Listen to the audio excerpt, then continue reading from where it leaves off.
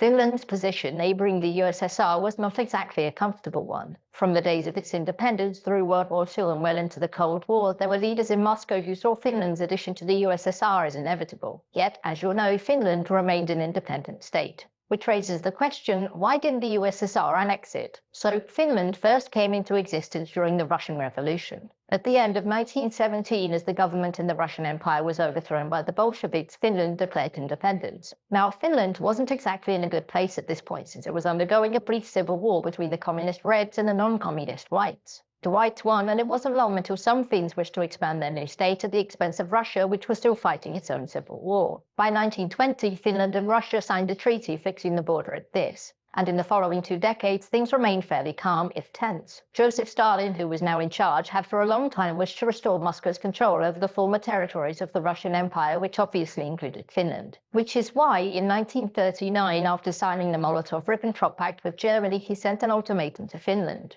Move the border to here or face war. Finland chose war. And this war, the Winter War, was, to put it mildly, not a great success for the Soviet Union. Despite this, Finland wasn't in a position to fight forever, and so it agreed to hand over these lands to the USSR and pay some reparations. And it was only a year later that Germany launched its invasion into the Soviet Union, and the Finns jumped on board looking to claim these lands. This war, called the Continuation War, went fairly well for Finland at first, and they pushed this far into the USSR. Now, when Germany's advance stalled, so did Finland's, and by 1944 the Soviets had pushed the Finns back to here. And in this year, the Soviets accepted Finnish talks for peace. Now, they could, with enough men and effort, have conquered Finland in its entirety, but Stalin opted not to. This was because it would have cost a great deal in terms of lives and material, and they were much needed in the struggle against Germany. There was also a concern that annexing Finland would mean that Sweden would become much more hostile with the USSR now on its border. In the end, Finland had to sign a pretty humiliating treaty. They saw it lose the previous areas that it had agreed to hand over to the USSR, along with this territory in the north.